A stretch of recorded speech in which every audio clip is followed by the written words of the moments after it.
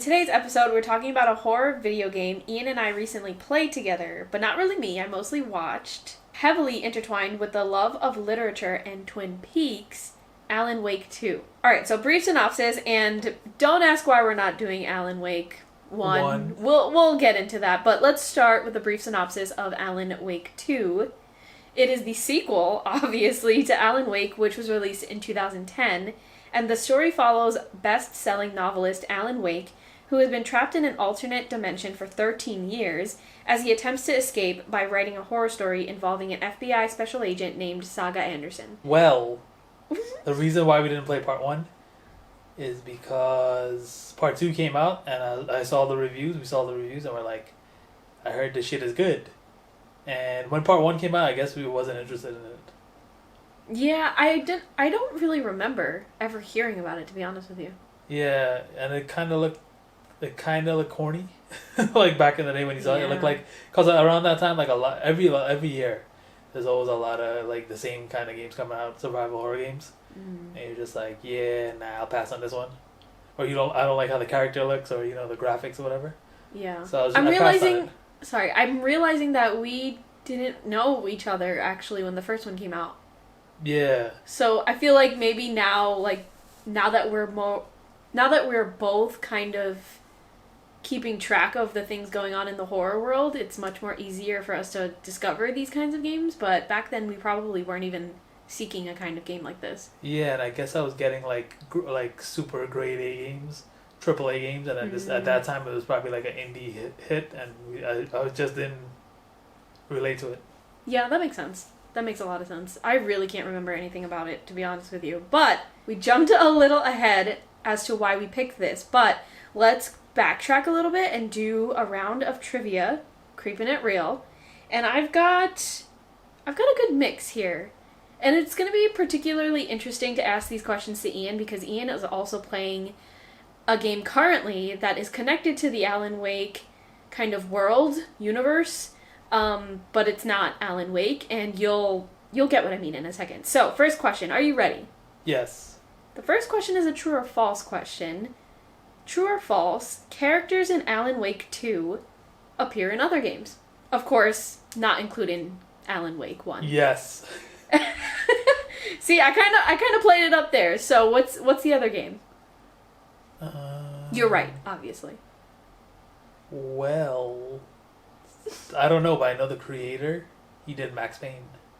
Yes. So I don't know if Max Payne is not in the game, but he sounds like him. So what if he's like a alternate reality Max Payne or some shit?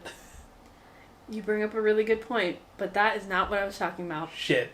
Oh, you're talking about the janitor?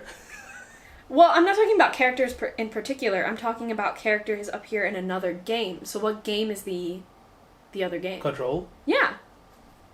Which is the game that Ian is playing right now. I know the janitor is there, Ati, but I don't know where the other characters are. Oh yeah, and I did see the one of the writers. He's a different character in Control. Yeah. But he's not the same. He looks completely different. He has a voice. Yeah, so there's definitely an overlap, even though these two games are definitely separate when it comes to the main plot, but there is an overlap. Wait. And Ian also didn't finish the game, so we don't know the full extent of that, at least not right now. Yeah, I think I made a mistake. It's the voice of Max Payne, the voice actor. He does a voice in Control, and he does a voice in Alan Wake 2. Got you. But the writer it's the same writer for all of them. Got it. Yeah. There's just a lot. There's a lot of overlap, which I kind of like. Gives another Twin Peaks kind of vibe. Yeah. Okay.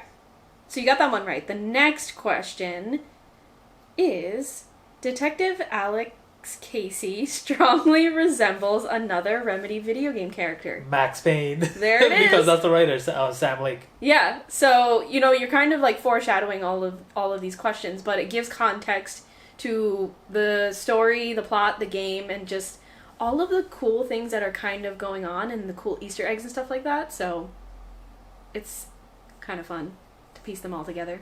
To interlink. Mm-hmm. Interlock together. Question number 3. We know this game is heavily influenced by Twin Peaks, but there are references to at least 2 other TV shows. Which TV shows? I don't know. Yeah, this one's kind Is of it like hard. detective TV shows? I will say one of the shows you haven't seen. It is true crime, but it's a very popular one. What is it, Law and Order or some shit? No. That is a little too commercial for this story. But the second TV show is a very old school, has been around since the beginning of time type of show. Black and white type of show. Twilight? What is it? Twilight Zone? Twilight Zone, yeah. So, a direct reference of the Twilight Zone, I'll give an example. Night Springs, which is a fictional Twilight Zone inspired show, is on billboard posters and on TV screens in Alan Wake 2. Wow, that's crazy. And then the second TV show, which you're not going to get because you haven't seen it, is Fargo. Oh, yeah. And so there are UFO theories in notebooks, which are in season 2 of Fargo. So that was pretty cool. Yeah, it's cool that they added that. We were just constantly thinking about Twin Peaks, but little did we know there's a lot more references. And that kind of segues into the last question that I have for you, which is a true or false question. True or false? The game is also influenced by Stephen King. False? No, this one's true. For real? I thought you were going to get this one. But, alright, so what? The whole game is influenced by King's writing, which, you know, we can argue that is the case for so many games, so many shows, blah, blah, blah.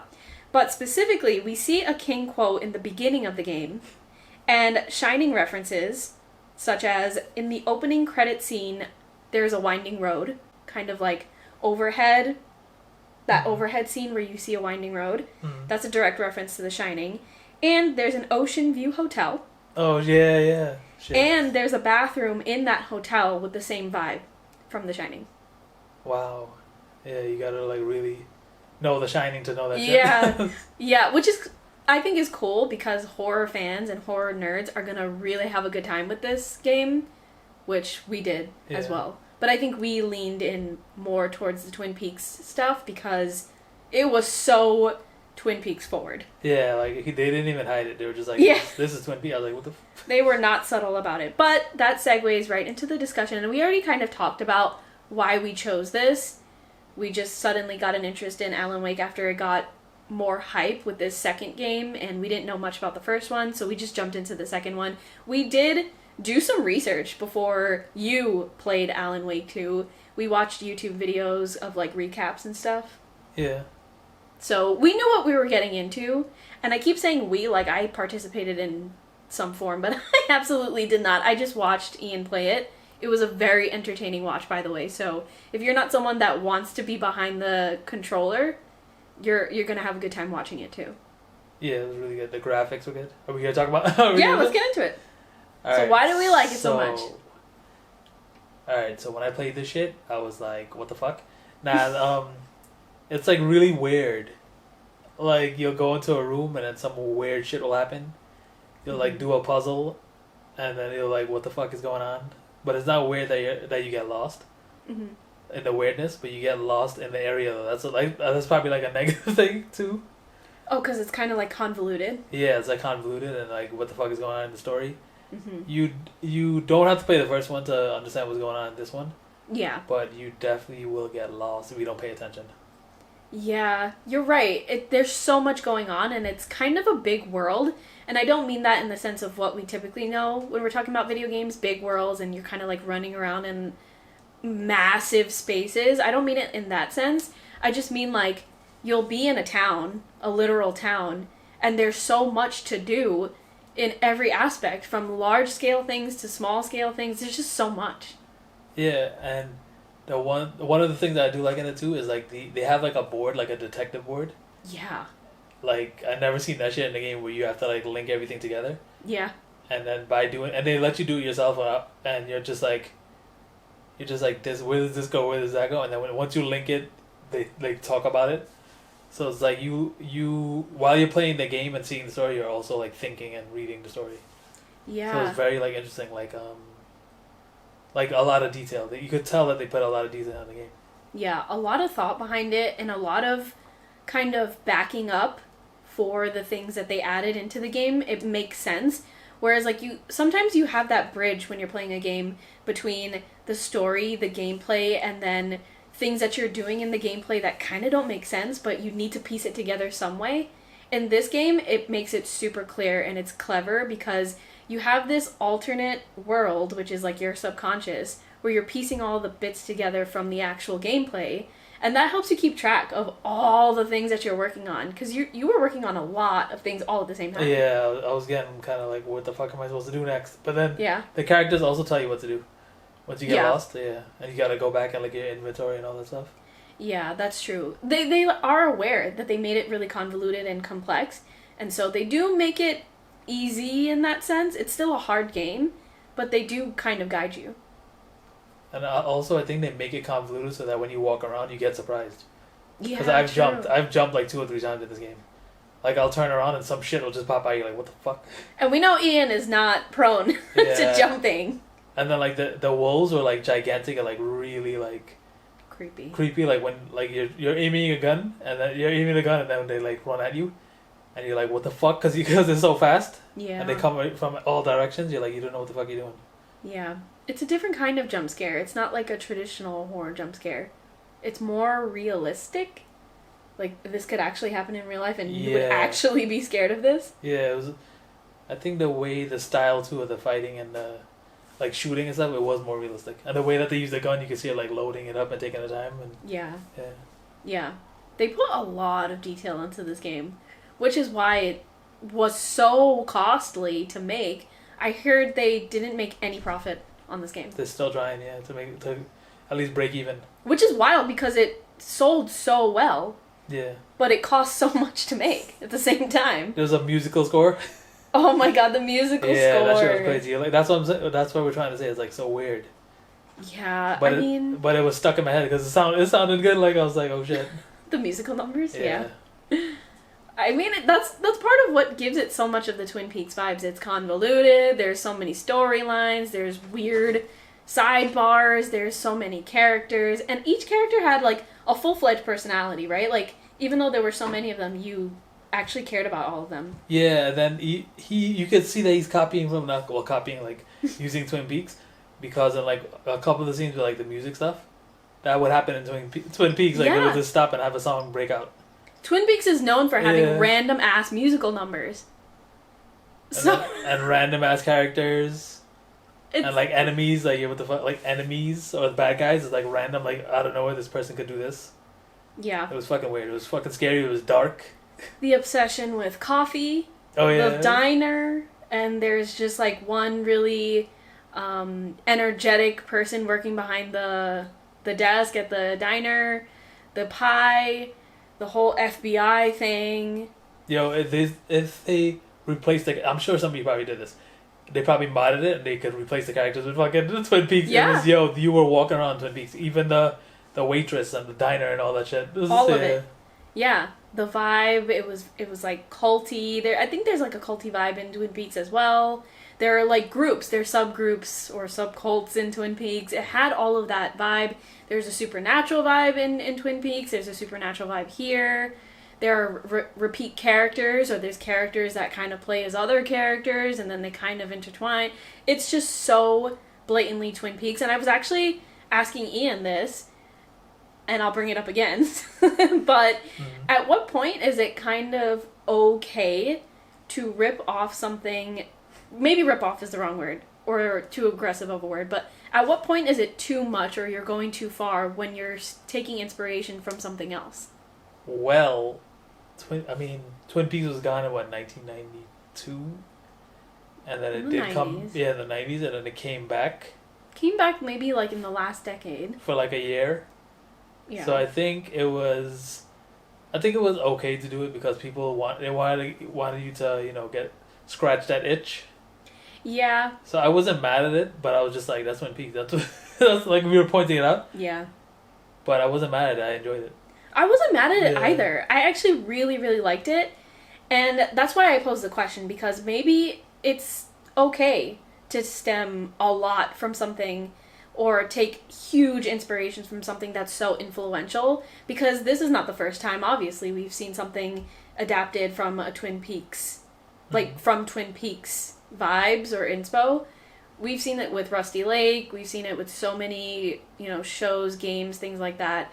And so I think at a certain point when a piece of art, let's say. Let's say like a piece of art such as Twin Peaks becomes so influential that these other games kind of become pieces of publicity to Twin Peaks, if that makes sense. Yeah, because if you play the game, you're gonna want to know what it's related to, and then you're gonna want to watch Twin Peaks. Yeah, so it kind of benefits Twin Peaks in that sense, and so maybe that's why David Lynch never says anything or never complains or never patents or whatever it may be anything when it comes to Twin Peaks, because he sees that it's so impactful that it will be like things will stem off of it. I mean, we think about this when we think about traditional art and like an art style, and then once you have an art style that's set in place and has been invented, so to say, other people will take that style and, you know, make their twist on it. So I'm kind of looking at it in that way, if that makes sense. Does that make sense? Yeah, but yeah, no, I understand what you're saying. What I was trying to say is, I wasn't mad at all that it was there. I No, I liked it. And then he also added like his the Finnish. Was it Finnish or the shit? I don't know. Oh, the language? Yeah, the language. So he added some of that to like culture. Yeah, so they put their spin on it and they put their twist on it, and I liked like the whole, what was it? They had a festival. The Dare Fest. Dare Fest. Yeah. That was super cool and fun. You could collect things like seeing the deer head on the wall. So they had their own little bits and pieces. Obviously, it's not a complete rip-off of Twin Peaks, but it's so influenced by it, and we love Twin Peaks that, of course, naturally we love this too. So I'm actually saying it's a good thing, even though it was so close to Twin Peaks. I do also just want to say, when it comes to the Twin Peaks vibe, Twin Peaks is known for having like a really puzzling, vague, mysterious, disturbing, culty vibe. It's almost addicting. You want to know what the lore is, and there's such a deep lore in Twin Peaks, and you get that here as well. Yeah, and it's like you have to solve a puzzle. In Twin Peaks, they're solving puzzles, and the game is solving puzzles. There's there's so much intrigue because you just want to know what the mystery, like the core mystery is, what's going on with Alan Wake, what's going on in this town, and that mysterious vibe is always there, so you're just always intrigued. You always want to learn more about it. Yeah. You know what else was cool? How the two writers put themselves in the game. Yeah. So Sam Lake, he put his likeness in there, and he has a voice actor. And then the other guy, I forgot his name. Oh goodness, I can't remember. The other guy, I can't remember his partner. He put himself as Alan Wake, and he has a voice actor. So when he was acting and talking, it was somebody else talking. I was like, how the fuck did they do this? Because he's talking from his mouth, and it's completely somebody else. Yeah. Because they put their human selves in there too. Yeah. Like it was a mix of. That's the thing. That also the reality, it was a mix of human and like computer generated. Yeah. Like in and out, but you couldn't tell because I would be like, sometimes I'm playing, I'm like, is that a real person there? Because then it switches like back and forth. The cutscenes were like actual actors. Yeah, so that was cool too. Because you could not tell. The graphics were so crazy. Yeah, that's a smart way of making the cutscenes super realistic. That's super smart, and to put them into it, they're so clever. Like everything they do with intention, and so everything has a dual meaning or multiple meaning, and it's super cool. Now, what about the dislikes? Hold on, I still got more likes. Oh shit, sorry. Okay.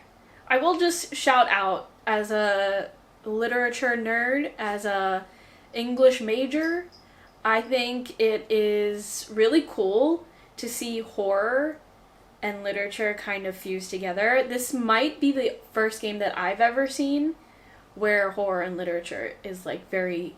music, art. It's bonded because at the end of the day, the story is about Alan Wake, and Alan Wake is a best-selling author. So you get to see, and I'm also a publishing professional, so you get to see the behind the scenes of writing a novel, of working with a publisher, and like all those little details about bookish things, which is very, very niche. Maybe we have a very small community listening to us that will get that. But if you do get that, it's really cool.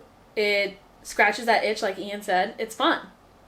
So I like that. And also, since he was a writer, it's just like Stephen King. Yeah, like exactly. They put that in there, yeah. Which is why it's so heavily influenced by Stephen King, and I'm sure Stephen King would appreciate that, because he loves all of those dual meaning type of things and references and stuff like that. But yeah, it was fun. It was very nerdy. It was like a good nerdy moment. It was like the first of its kind to actually implement that in the video game. Yeah, it's fun to see it. The Twin Peaks and the Stephen King and all that, like in a good, perfect way. It kind of reminds me of that TV series. I don't know if it was on TV. It was a series with Julianne Moore. It was a Stephen King adaptation. Do you know what I'm talking about? Yeah, Lacey's Story or some shit like that. Yes. Yeah, Lacey's Story. Yes. It reminds me of that a lot, right? How about you? Yeah. And that's a Stephen King. Because some shit was going on with the husband, and you're like, what the fuck is going on? And he was a best-selling author. Yeah, and it's going like, and he was a writer, yeah. So I don't know if he put himself in the story again. Right? So there's so many references. It's fun. It's definitely a treat for horror lovers, Stephen King lovers, Twin Peaks lovers, stuff like that. I'll also just say, before we move on to the dislikes, that we love a game that has a really, really strong storyline.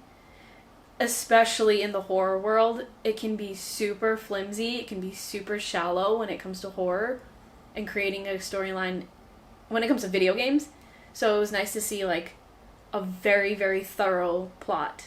Okay, moving on to dislikes. I know we talked about loving the Twin Peaks stuff, and I love the Twin Peaks stuff. Mm-hmm. We had a whole thing. I will say there were some parts when you were playing this where I was like, that's a little too on the nose, and that was kind of annoying because it was like one to the next scene. Yeah, Twin Peaks, yeah. And I was like, maybe don't make it that direct. Like the freaking pie. Couldn't you like turn it into a muffin or something? It was a little too much. The graphics was good, but like their face movements sometimes was like really awkward. Yeah. I was thinking about that too. Like what's her name? The waitress. For the way that she moved her mouth. It was like all over the place. It like, was weird. It was weird. Like I was like. It was kind of like, you know, in horror movies when it glitches on purpose. Yeah, like she was very like smiley and shit. But I guess they tried to match her face, Scary. so that was eerie. Yeah, she was kind of scary. But then afterwards, I saw. Maybe they did it on purpose. The other thing that sucked too is they would put so much people to fight against you. Mm-hmm. And I'm telling you, I died maybe like 10 times in one area. Because there's so much people coming at me. And he doesn't reload fast enough to kill them. Like, I know there's a challenge, but it was like so much people. So much people that and when you die, you go all the way back to from like the beginning of it. Oh, yeah. So I was just like the part, the was it the singing part? I was just gonna say. That singing shit. I mean, I like the song. But when you get to a certain part, it just keeps repeating because they want you to keep going forward. And I did that shit for 2 hours. She fell asleep. She fell asleep, and I was like, I finally beat it because if you don't save it, obviously I'm going to take it off. But it's like I would get through like 40, like half an hour into it, and then I had to fucking go back because I died.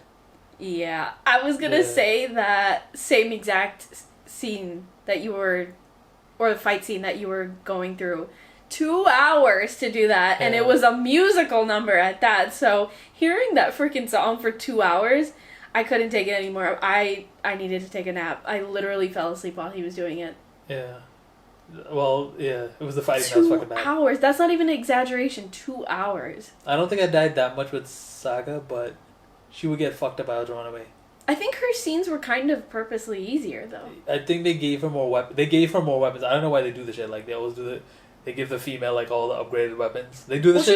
She was the cop. She was the cop, so that makes sense. Yeah, she knows how to use all the weapons. But they do this shit in every game. They did it like in Resident Evil. Mm-hmm. They would give the female like the bazooka and shit, and give the guy like a big ass handgun, a powerful handgun. What but obviously, like? Resident Evil 1. Obviously, the bazooka shit is gonna fucking kill like 5 people.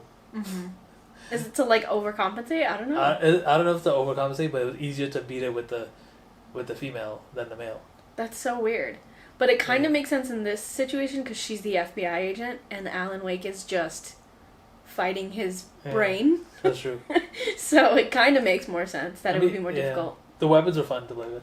Also, maybe if we really did a reach here, he was fighting in his subconscious for most of the game. Maybe the sequences were deliberately hard so that you would lose your freaking mind. Yeah. Like he was losing his mind. Because I think I was losing my mind at the music sequence, and I think you were too. That musical scene was never ending.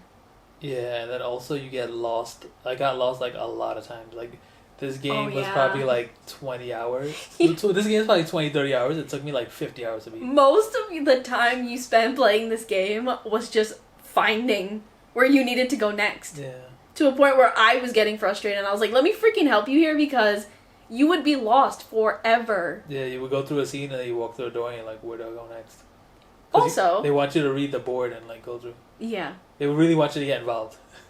But damn, in a frustrating way. When it was Alan Wake's parts. Yeah. I liked watching Saga's gameplay because it was much more seamless. But oh my gosh, so frustrating with Alan. Yeah. And his was like majority of the game.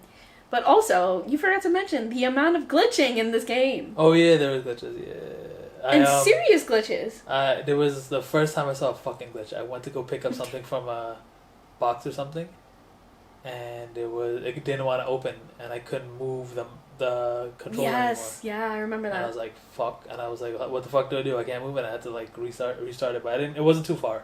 Then you needed to see something like an illusion, and the illusion was not showing. Yeah. And you kept walking back and forth like, did I miss the illusion? It's so hard to tell. And it really was just a glitch the whole time. Yeah, so then I had to restart it. And that was super frustrating. It happened like 2 or 3 times. Yeah. But otherwise... it was good, and I like the there was a lot of musical shit. Remember her her uncle or grandparents? Oh, yeah. Yeah. So Saga's grandparents were, or grandfather? Yeah, it was a rock star. Yeah. And I like the scenery and the place that you walk through. You're walking through the forest, so it was like fucking scary, dark. Yeah. I would recommend this. Thinking about the music, it also makes me realize that there's like a lot of influence of just, I don't want to say cheesy, but like 80s glam true rock, crime, 80s cop glam movies. rock.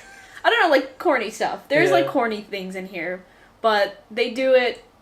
They know who their audience is. They know that like their audience is gonna find it endearing, if that makes sense. Yeah, remember the names like Thor and Odin? Yeah. It's like the Norse stuff. Yeah. I didn't get that actually. I guess they just like to name their family after that. Or maybe there's something else, because remember Saga means something as well. Yeah, and they have like powers. Hidden powers. Maybe there's a lore that we haven't read up on yet. Yeah, but if they should make a what you call it, a one-off with her alone and with just Saga. Yeah, with just Saga and see what happens. But damn, you dealt with so much with Saga. Yeah, the story continues. It was a lot. It can continue too. That's the thing. It's so loaded with lore. It can continue on and on and on. I'm sure. So that was a lot. I feel like we jumped back and forth on a bunch of things, but hopefully it made sense. The game is convoluted, so our conversation about it is definitely reflective of that.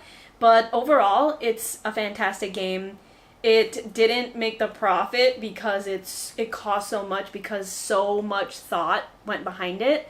So it's a worthwhile game to play. Get this game to support them. But that is all for this week. At the end of every episode, we always pose a question to you guys, and then we have it in a discussion post on Instagram. So after you listen to this episode, head over to our Instagram at livealonepod and answer the question on our discussion post. And the question is something that we talked about in this episode, which is, do you think inspirations of cult favorite pieces of work can go too far?